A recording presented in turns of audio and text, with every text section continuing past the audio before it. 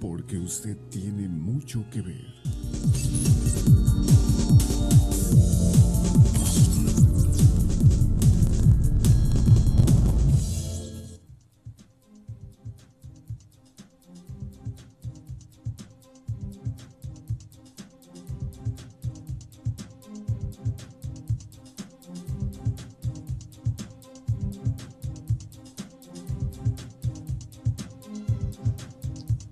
Bueno, regresamos, está usted viendo Claro y Oscuro, su programa de análisis y reflexión. El tema que hoy estamos tratando está relacionado a Francisco, un papa para el último reducto del catolicismo.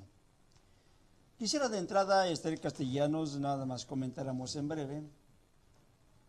Cuando se habla de un papa para el último reducto del catolicismo, se está hablando de que en Europa realmente el catolicismo ha llegado a una debacle total, en donde se han visto, por ejemplo, en España obligados a vender muchos de los santuarios, en muchas otras partes de Italia, Francia precisamente, templos vacíos. Hablamos realmente de una sociedad que ha dejado de creer y de tener confianza en sus vecinos, en este caso los papas, los cardenales y toda la clerecía en su conjunto.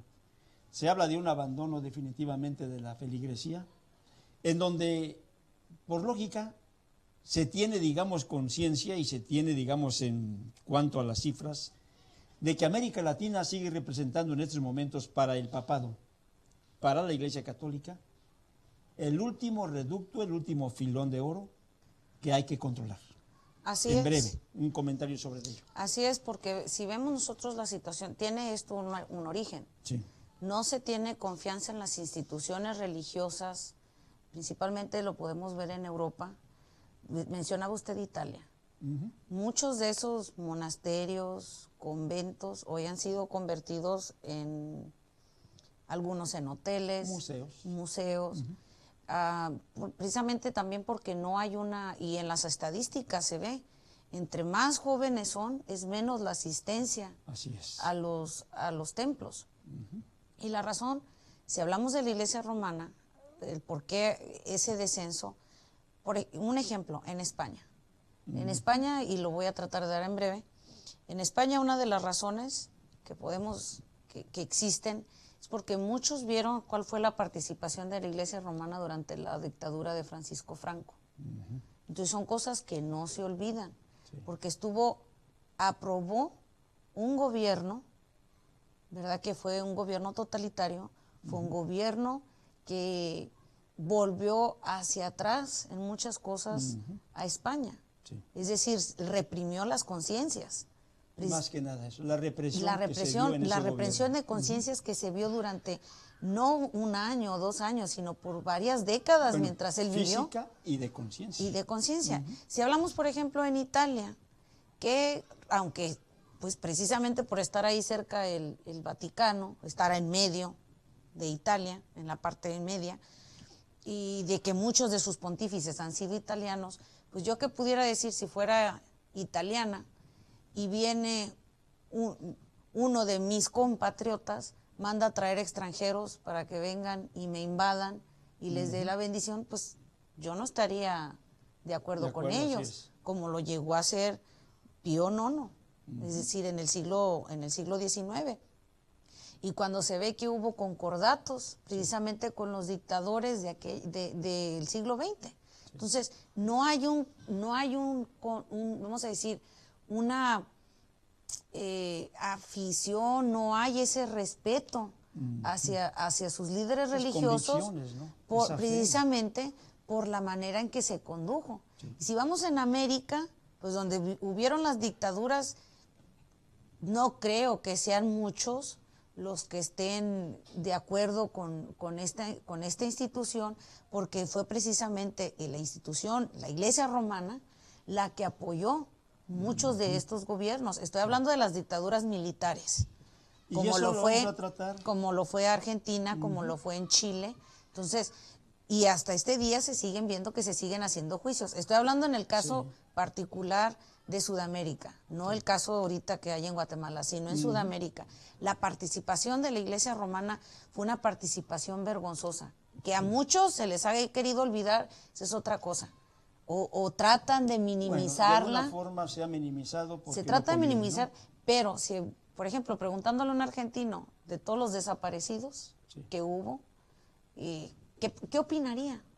No, pues ahí está la inconformidad hasta el día de hoy. Estaría la inconformidad, y está hasta el día de hoy. Aún siendo, digamos, el Papa argentino, ahí está el grande problema que se arrastra por haber convivido en su momento con estos dictadores. Bueno, la Iglesia Romana en la historia y la política. Estamos hablando en que ésta se exhibe, desde luego, pues desde sus orígenes.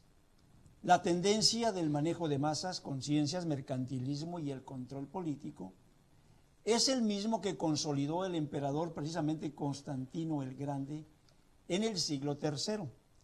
Se dice del implacable conquistador que fusionó los poderes terrenales con los eclesiásticos. El hombre pagano que contaminó el poco cristianismo, no sé si estemos de acuerdo en ese aspecto, Esther, a lo mejor aquí tu opinión, digamos, es un poco más severa, pero que contaminó el poco cristianismo que conservaban, vamos a decir, en ese momento, pues los romanos. Hablamos por esa tendencia de los cultos del paganismo idolátrico. Este emperador vino y fortaleció al catolicismo, dejando una mala imagen, por lo que se sigue precisamente cuestionando como cabeza de la Iglesia. No obstante, en su astucia política convocó al primer concilio ecuménico. Hablamos del concilio de Nicea en el año 325, en la pretensión precisamente de conciliar intereses. Y cabe mencionar que Constantino ya tenía el grado de máximo pontífice, pero pues ese grado también a él le interesaba dentro de la Iglesia romana, por lo que se hizo nombrar y honrar como obispo de obispos, mientras también se hacía llamar el vicario de Cristo. De ahí las alianzas posteriores con gobernantes por ellos dominados, todo bajo la bandera del cristianismo. O sea, estamos hablando de un formato sacro-pagano que se repetiría en todo el colonialismo, en todos los rincones del mundo, en todos los lugares por ellos conquistados, en donde las monarquías y los concordatos formaron parte de los acuerdos políticos para permitirles gobernar o incentivar la violencia, como de la que hoy somos víctimas en América Latina. Todo esto por clérigos políticos sin escrúpulos, muchos de ellos famosos guerrilleros, asesinos, enemigos de la paz pública, cuyo fin de su barbarie siempre era justificado por sus medios.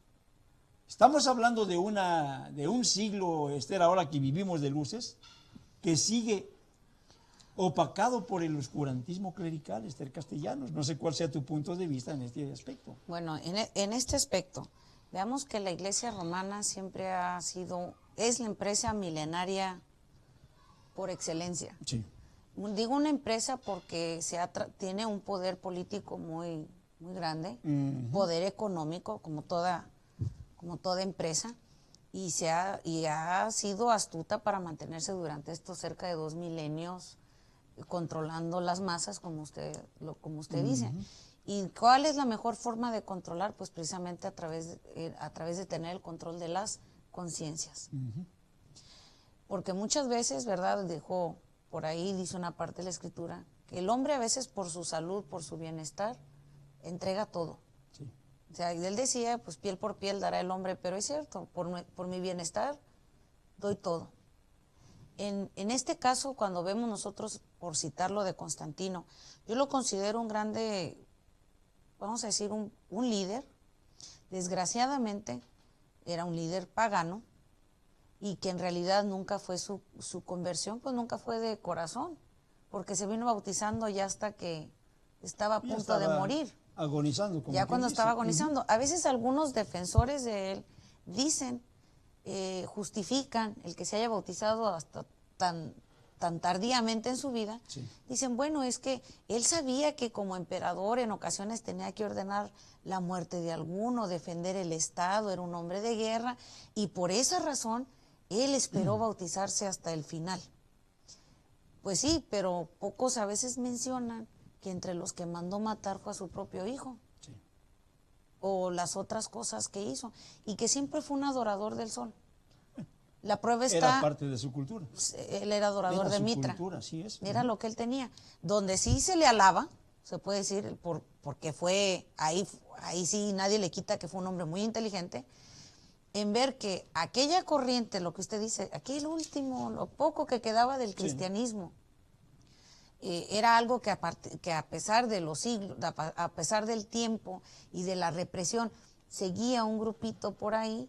Bueno, pues ¿qué es lo que hace? Junta tanto la corriente pagana como la corriente, entre comillas, ya lo que quedaba de cristianos, y fusiona ese poder, vamos a decir, se convierte en un líder político. Y a la vez religioso, Así es. para unificar de alguna manera su imperio, fortalecerlo, porque acuérdense que una casa dividida no permanece. Entonces, él quería mantener esa fuerza en su imperio. Lo hace, pero desgraciadamente nos postró a los demás en las cuestiones religiosas. ¿Por qué? Porque se hundió en fanatismos, porque los que le siguieron después, con tal de seguir manteniendo ese poder y ese dominio en la conciencia, ahora sí que cambiaron los valores, los principios cristianos, los principios de Jesucristo, por la bolsa, por seguir teniendo dominio sobre el poder material, es decir, terrenal, lo material, someter la conciencia y al ser humano, y por tanto, pues hubiera sido para un mejoramiento, pero resulta que empeoró la cosa. Fue empeorando. Fíjate, hemos llegado, por decir así, y muchas de las ocasiones, estimado televidente, es la frase, pues que algunos intelectuales, algunos personajes, historiadores, investigadores, llegan, digamos, a expresar, hablamos de un siglo de luces, supuestamente al que hemos llegado, en donde hoy precisamente es opacado una vez más por ese oscurantismo, vamos a decir, clerical. Y hay algo más todavía, digamos, grave que se está viviendo en estos momentos: la sumisión, la subyugación.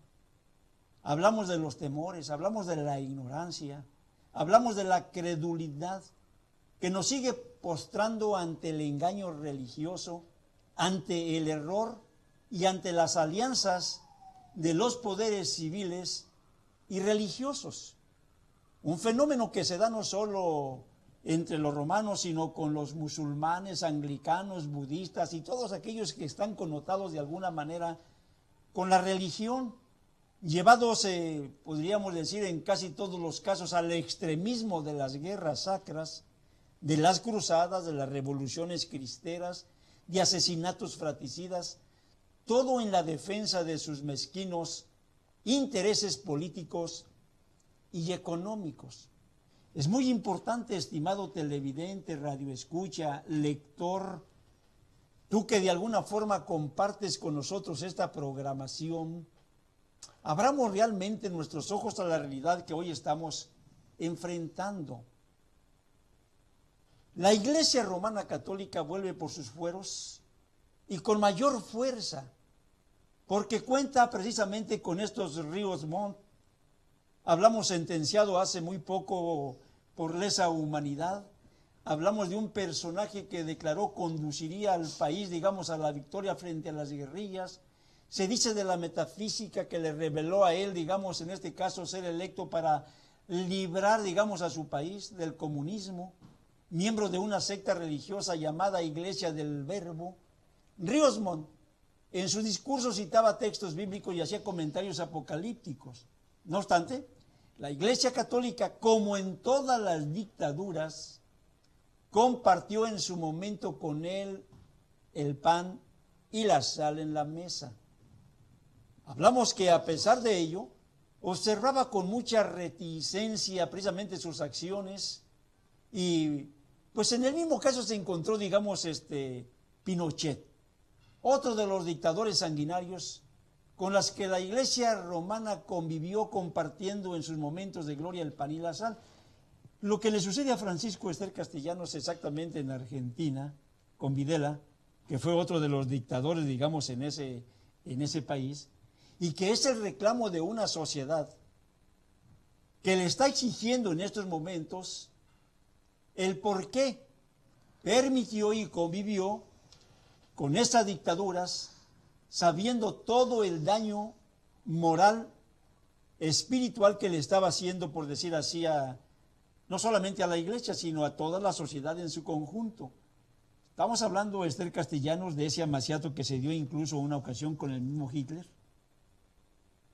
Hablamos de una de las catástrofes o una de las, digamos, Bueno, si lo vemos desde el siglo, a mediados del siglo XX, cuando son los años 40, los años sí. 30, se da el caso precisamente con Hitler, Benito Mussolini y Franco, que eran las fuerzas del eje, y con los cuales hubo concordatos, y es decir, si hubo concordatos era porque había acuerdos entre estos gobernantes y la Iglesia Católica.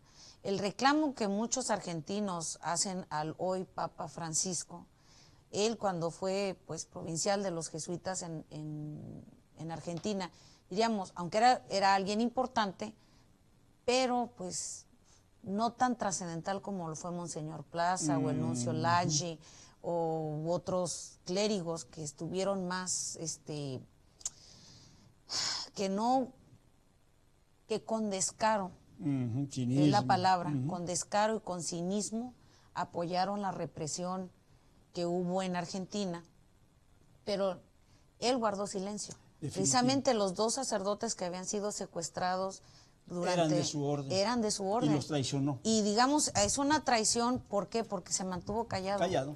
No dijo nada. El guardar silencio simplemente los convierte en cómplices. Cómplices, ¿no? Porque pudiendo hablar, no lo hizo. Fíjate, Esther, que el tiempo se nos ha ido, realmente sin sentir. Me comunica ahorita el editor precisamente que vamos a hacer lo siguiente, estimado televidente. Este será un primer llamado para este frente común contra un enemigo común, la sociedad de clérigos, gobernantes, líderes, representantes de grupos religiosos y de derechos humanos, y que será el tema que vamos a tratar en el siguiente programa, en el segundo llamado. México, el mismo fenómeno de violencia en el que aparecen Solalinde precisamente, Javier Sicilia, las ONG católicas, todos ellos con la bandera de los derechos humanos, pero ligados estrechamente a la Iglesia Católica Romana para este fin de reconquista. Vamos a dejar lo que viene, Castellanos, para un segundo programa y lo esperamos la próxima semana, estimado televidente. Continúen de alguna manera con nosotros. Esto es Claro y Oscuro en su programa de análisis y reflexión. Agradecemos a Berea Visión Los Ángeles la oportunidad de llevar este programa con ustedes. Hasta la próxima, pásenla bonito en compañía de su familia.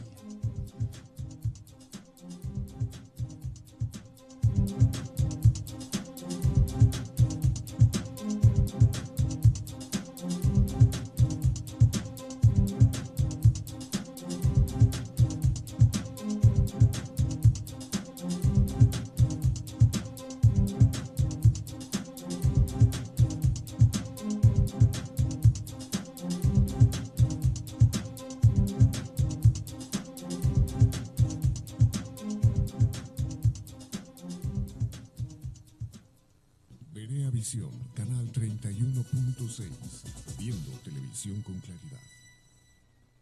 Porque usted tiene mucho que ver.